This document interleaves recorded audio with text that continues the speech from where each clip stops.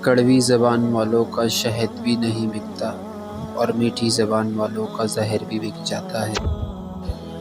وقت سب کو ملتا ہے زندگی بدلنے کے لیے، لیکن زندگی دوبارہ نہیں ملتی وقت بدلنے کے لیے۔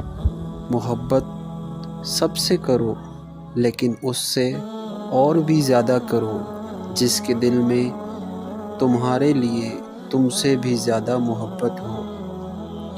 جسمانی امراض پرہیز سے جاتا ہے اور روحانی امراض پرہیزگاری سے۔